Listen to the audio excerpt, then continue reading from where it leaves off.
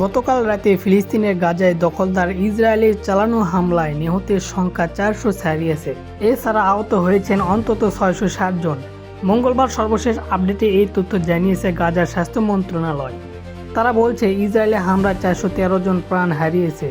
এছাড়া হামলায় ধসে পড়া ভবনের নিচে আরও অনেক মানুষ আটকে আছে, যাদের নাম ও নিহতের তালিকা যুক্ত করা হয়নি। সোমবার রাত 2টার দিকে আকস্মিক গাজায় বোমা হামলা চালানো শুরু করে ইসরায়েল।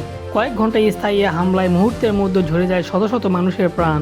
আহতের সংখ্যা এতটাই বেশি যে গাজার স্বাস্থ্য মন্ত্রণালয় সেখানকার সব হাসপাতালে সাধারণ মানুষকে রক্তদানের অনুরোধ জানিয়েছে।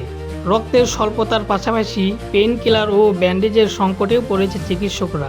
গত 17 দিন ধরে গাজায় সব ধরনের ত্রাণ ও সহায়তার প্রবেশ বন্ধ করে রেখেছে ইসরায়েলি বাহিনী। আর সেখানকার মানুষকে সব কিছু থেকে বঞ্চিত করে বর্বর ও কাপুরুষিত হয়ে হামলা চালিয়েছে তারা।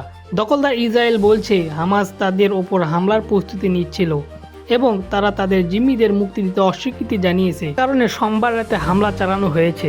কাতার ভিত্তিক গণমাধ্যম আল জাজিরা জানিয়েছে, গাজায় যে নতুন করে আবারও নির্বিচার হামলা চালানো হবে সেটি কয়েক সপ্তাহ আগেই ঠিক করা হয়। অর্থাৎ হামাস জিম্মিদের মুক্তি দিতে অস্বীকৃতি জানানোয় হামলা চালানো হয়েছে, এটি সত্য নয়।